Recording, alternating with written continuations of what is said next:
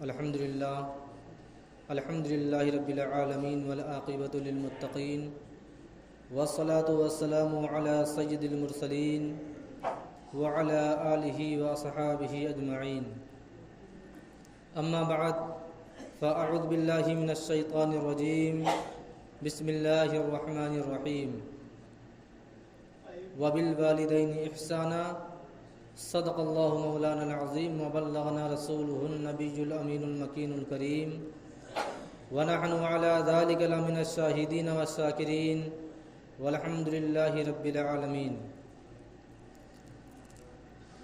محترم حضرات، آئیے کچھ عرض و معروض سے قبل آقائے نامدار مدینے کے تاجدار جناب روح فدا محمد عربی صلی اللہ تعالی علیہ وسلم کی بارگاہ بےکس پناہ میں درود و سلام کی ڈالی نشاور کریں اور پڑھیں بابا سے بلند اللہم صلی علی سیدنا شفیعنا حبیبنا کریمنا مولانا محمد مبارک وسلم صلاۃ و سلام علیک یا رسول اللہ صلی اللہ تعالی علیہ وسلم۔ میں نے جس آیت مقدسہ کی تلاوت کا شرف حاصل کیا، اللہ رب العزت قرآن مجید میں ارشاد فرماتا ہے وَبِالْوَالِدَيْنِ احسانا، یعنی اپنے والدین کے ساتھ اچھا سلوک، ان کے ساتھ احسان کرو، ان کے ساتھ اچھا برتاؤ کرو۔ محترم سامعین، اللہ تبارک و تعالیٰ نے ہر انسان کو جو بھی دنیا میں بھیجا گیا یا جو آئے گا اس کے آنے کا ایک ذریعہ، ایک وسیلہ بنا۔ حالانکہ ساری کائنات کا تخلیق کرنے والا اللہ رب العزت ہے، لیکن اس کے باوجود ہمیں اور آپ کو بھیجنے کے لیے ایک ذریعہ اور ایک وسیلہ بنایا جسے ماں اور باپ کہا جاتا ہے۔ اللہ تبارک و تعالیٰ نے جہاں بھی اپنی وحدانیت یا اپنی عبادت کا ذکر اپنے بندوں کے سامنے کیا، جیسے قرآن شریف میں آتا ہے لا تعبدون الا اياه وبالوالدین احسانا، یعنی قرآن شریف کے اکثر مقام پر اللہ تبارک و تعالیٰ نے جہاں اپنی ربوبیت اور اپنی عبادت کا ذکر اپنے بندوں کے درمیان فرمایا، وہی فوراً اسی کے بعد اللہ تبارک و تعالیٰ نے یہ بھی فرمایا کہ اپنے والدین کے ساتھ اچھا سلوک اور اچھا برتاؤ کرو۔ اسی طرح اللہ تبارک و تعالیٰ نے جہاں بھی اپنے شکر کا مقام، جہاں اپنے شکر کے لیے اپنے بندوں کو مخاطب کیا، جیسے انشکر لی ولوالدین احسانا، یعنی اے لوگوں میرے شکر کے بعد فوراً اپنے والدین کے ساتھ اچھا برتاؤ اور اچھا سلوک کرو۔ اس سے پتہ یہ چلتا ہے کہ اللہ تبارک و تعالیٰ نے اپنی عبادت کے بعد جس چیز کا ذکر فرمایا وہ اپنے بندوں سے یہ فرمایا کہ جس کے آنے کا تم ذریعہ بنے تھے، جس کے ذریعے سے میں تمہیں دنیا میں بھیجا، وہ تمہارے والدین ہیں، اور ہر حال میں اپنے والدین کے ساتھ اچھا سلوک، اچھا برتاؤ کرو۔ محترم سامعین، دنیا میں انسان نہ جانے کتنی مشقتیں، کتنی مصیبتیں اٹھاتا ہے، ہر قسم کے رنج و الم سے اسے درکنار ہونا پڑتا ہے، لیکن والدین آپ کے ایک ایسے ذخیرہ ہیں، آپ کے لیے ایک ایسے انمول موتی ہیں کہ اگر آپ کو جس لاڈ اور جس پیار سے آپ کے ماں باپ نے آپ کو تربیت دی ہے، آپ کی پرورش کی ہے،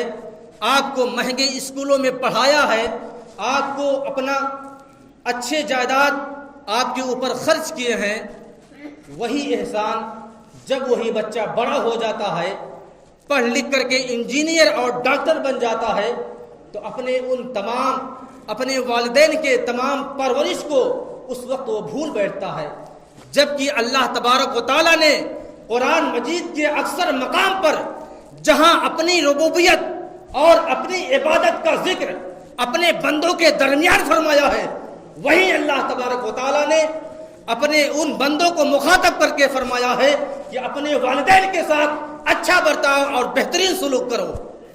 اور یہی نہیں بلکہ آپ ایک ایسا مقام بھی ملاحظہ فرمائیں جب آپ کو خدا نخواستہ اللہ تبارک و تعالیٰ نے آپ کے بچپنے میں جب آپ کی عمر 1 سال کی ہو جائے اور آپ کو ایک ایسی بیماری ہو جائے جسے کہا جاتا ہے کہ دل میں سوراخ ہو گیا ہے، جبکہ کسی بچے کے دل میں سوراخ ہو جاتا ہے، ہر ڈاکٹر اور ہر ماہر طبیب جانتا ہے کہ اگر اس کے دل میں سوراخ ہو گیا ہے تو دنیا کا کوئی ڈاکٹر اسے بچا نہیں سکتا، اسے موت ہی آنی ہے۔ لیکن اس کے باوجود والدین بھی جانتے ہیں کہ میرے بچے کے دل میں سوراخ ہو چکا ہے، اس کی زندگی بچنے والی نہیں، اس کے باوجود اگر کوئی شخص کہہ دیتا ہے فلاں مزار پہ چلے جاؤ، تمہارے بچے کو راحت مل جائے گی، تمہارے بچے کی جان بچ جائے گی، تو والدین ہوتے ہیں کہ کڑکتی دھوپ میں اس مزار کے باہر کھڑے رہتے ہیں اور مہینوں تک انتظار کرتے ہیں، شاید میرے اولاد کو، شاید میرے بچے کو اس مزار کی دعا کی وجہ سے اسے زندگی مل جائے۔ لیکن یاد کرو اس کے باوجود اگر مایوسی ملتی ہے، اس کے بعد ڈاکٹروں کا پتہ لگاتا ہے، ڈاکٹروں کے پاس جاتا ہے، اور جب ڈاکٹر کے پاس جاتا ہے تو ڈاکٹر مشورہ دیتا ہے کہ اس کے دل کا آپریشن کرنا پڑے گا یا کوئی ایسا علاج کرنا پڑے گا جس کے ذریعے سے اس کے دل کا سوراخ بند ہو جائے۔ اس کے والدین کے سامنے پیشگی کی جاتی ہے، اسے بتایا جاتا ہے کہ اس کے لیے اسے اپنے اس 1 سال بچے کے لیے لاکھوں روپے خرچ کرنے پڑیں گے۔ اس کے باوجود وہ والدین جانتے ہیں کہ اس کے باوجود اس کی جان نہیں بچ سکتی، لیکن والدین ہیں کہ بار بار کوشش پہ کوشش کیے جا رہے ہیں شاید میرے بچے کی جان بچ جائے۔ لیکن اس کے باوجود اگر ڈاکٹر کہتا ہے آپریشن کرنے کے باوجود میں تیرے بچے کی جان نہیں بچا سکوں گا، پھر بھی والدین کہتا ہے اگر اس کے دل کے بدلے میرا دل اس کے دل میں لگا دے، اگر اس کی جان بچ جاتی ہے تو میرا دل نکال کر کے اس کے اندر ضبط کر دے تاکہ اس کی جان بچ جائے اگرچہ میری جان چلی جائے۔ سوچئے کتنا بڑا مقام اور کتنی بڑی عزت ہے والدین کی،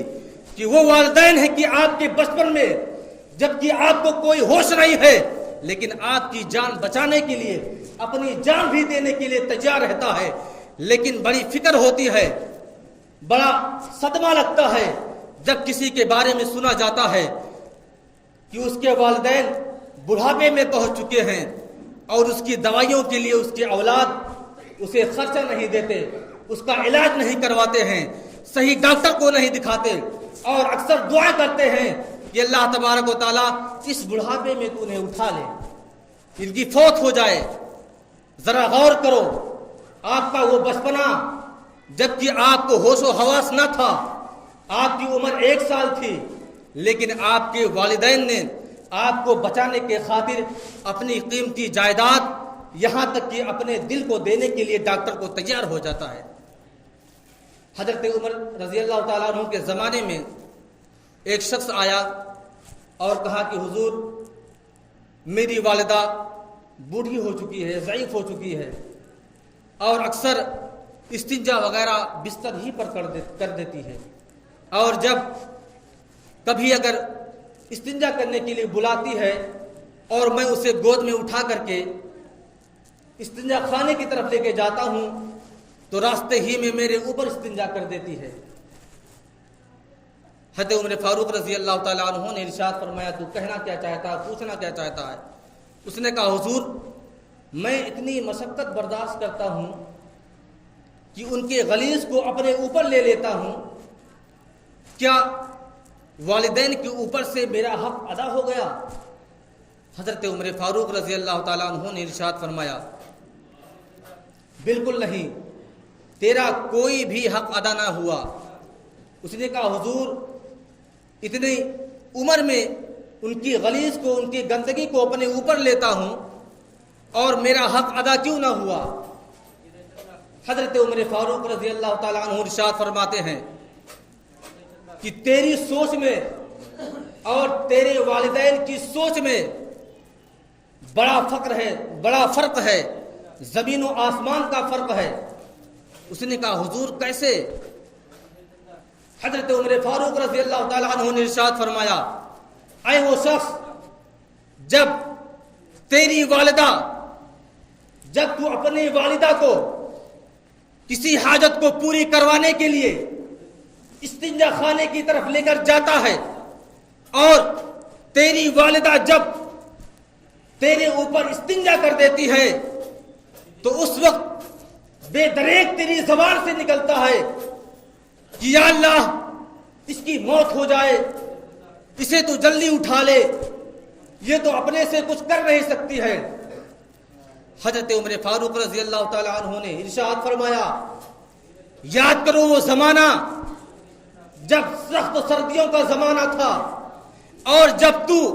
تیرے بچپنے کی عمر تھی، تو اپنے سے استنجا کر نہیں سکتا تھا، تیری والدہ اپنے پیٹ پر سلا کر کے تیرے استنجا کے اس سخت سردی میں، اس کڑکتی ٹھنڈی میں تیری والدہ نے اپنے پیٹ پہ سلا کر کے تیرے استنجے کو اپنے اوپر برداشت کیا۔ اور سوچ کی فرق اس طرح کیا جائے کہ تیری والدہ اس وقت دعا کرتی تھی جب تو اپنی والدہ کے اوپر استنجا کیا کرتا تھا تو تیری والدہ اللہ رب العزت کی بارگاہ میں دعا کرتی تھی، اے اللہ رب العزت میرے بچے کی عمر میں اور درازگی عطا فرما، اے اللہ رب العزت میرے بیٹے نے، میرے لختے جگر نے اگر ایک بار استنجا کیا ہے تو کیا کیا، اگر ہزاروں بار کر دے تو اسے 1000 سال کی عمر عطا فرما دے۔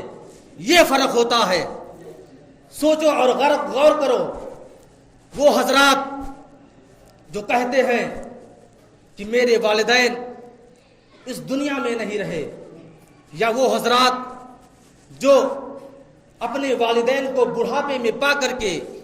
ان کی خدمت نہ بجا لائیں، ان کی خدمت نہ کریں، تو سوچئے کتنی افسوس کی بات ہے۔ اللہ رب العزت نے آپ کو اتنی بڑی نعمت عطا کی ہے، اتنا بڑا سایہ عطا کیا ہے، اس کے باوجود لوگ مزاروں میں پیروں کے ہاں 40 دن وہاں پر ڈھیر لگائے رہتے ہیں، وہاں پر جمع لگائے رہتے ہیں، جبکہ سب سے بڑا پیر اور سب سے زیادہ جس کی آپ کی بارگاہ میں، یعنی آپ کے حق میں جس کی سب سے زیادہ دعا قبول ہونے والی ہے، وہ تو آپ کے گھر میں موجود ہے۔ آپ کو یہاں وہاں آ جانے کی کیا ضرورت ہے؟ آپ کو آپ کی زندگی میں، آپ کے کاروبار میں یہاں تک کہ کوئی فرق آ جائے، آپ کو نقصان اٹھانا پڑ جائے، کسی کے یہاں جانے کی ضرورت نہیں،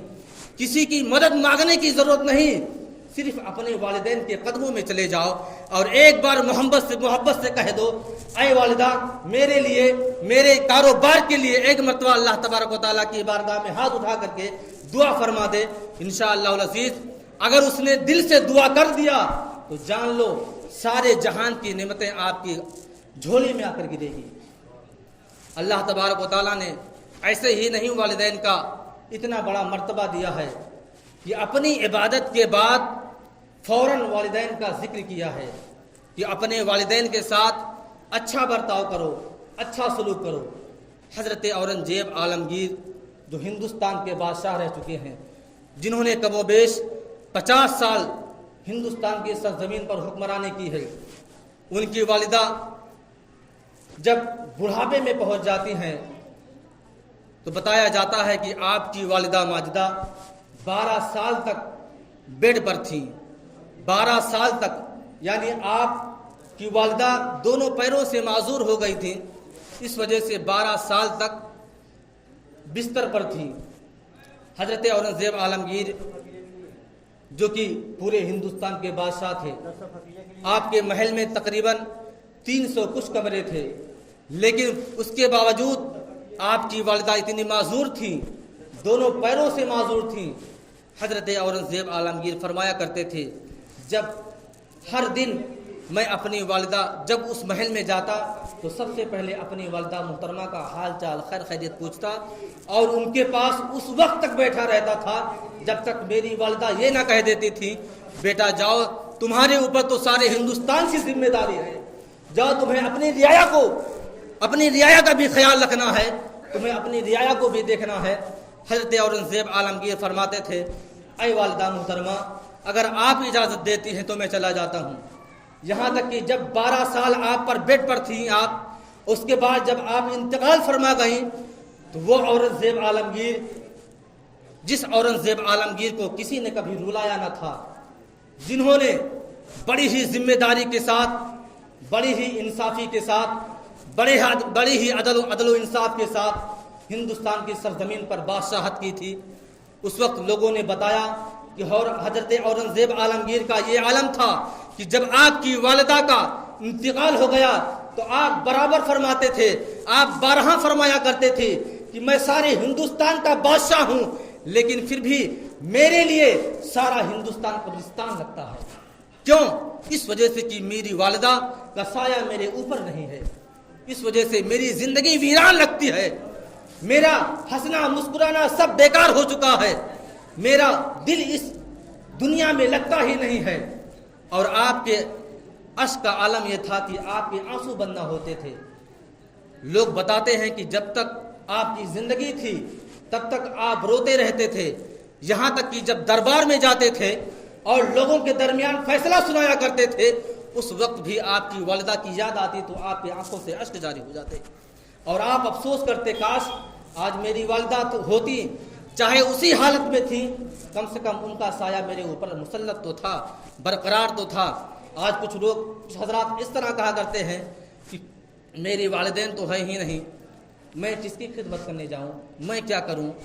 آپ کے والدین اگر آپ کی زندگی سے رخصت ہو چکے ہیں، ان کا انتقال ہو چکا ہے، اس کے بارے میں اعلیٰ حضرت فرماتے ہیں اس کے باوجود اس کی اولاد پر اس کے لیے 12 حقوق ہیں، مرنے کے بعد بھی والدین اگر فوت ہو جاتے ہیں اس کے باوجود اس کے بچے پر 12 حقوق ہیں۔ ایک حقوق تو یہ ہے کہ آپ اپنے والدین کے قبر پر جائیں، اگر روز آپ کو فرصت نہیں ملتی تو کم سے کم جمعہ کے دن جمعہ بعد قبرستان پر جائیں اور ان کے لیے فاتحہ پڑھیں اور ان کی مغفرت کی دعا فرمائیں، رب اغفر لی ولوالدی وللمؤمنین یوم یقوم الحساب، یعنی اللہ تبارک و تعالیٰ آپ کی دعاؤں کے ذریعے سے آپ کی والدہ کی مغفرت فرمائے گا، اور جب ان کی مغفرت ہو جائے گی تو یقین جانو اللہ تبارک و تعالیٰ جب میدان محشر میں جب عدل کی کرسی لگائی جائے گی اور اللہ تبارک و تعالیٰ عدل پر بیٹھے گا، تو جب آپ کی والدہ جنت میں جائیں گی اور آپ کو اگر کسی وجہ سے جہنم کے فرشتے آپ کو جہنم میں لے جائیں گے تو یقین جانو اس وقت بھی آپ کی والدہ کی ممتا چھلکتی نظر آئے گی اور آپ کی والدہ جہنم میں آپ کو نہ جانے دے گی جب تک آپ کو اپنے ساتھ لے کر کے جنت میں نہ چلی جائے گی۔ اللہ تبارک و تعالیٰ کی بارگاہ میں دعا ہے کہ اللہ تبارک و تعالیٰ ہم تمام مسلمانوں کو نیک بنائے، ایک بنائے، صراط مستقیم پر چلنے کی توفیق و رفیق عطا فرمائے، اور اپنے والدین کے ساتھ اچھا برتاؤ اور ان کے ساتھ احسان کرنے کی توفیق و رفیق عطا فرمائے۔ وآخر دعوانا الحمدللہ رب العالمین، السلام علیکم۔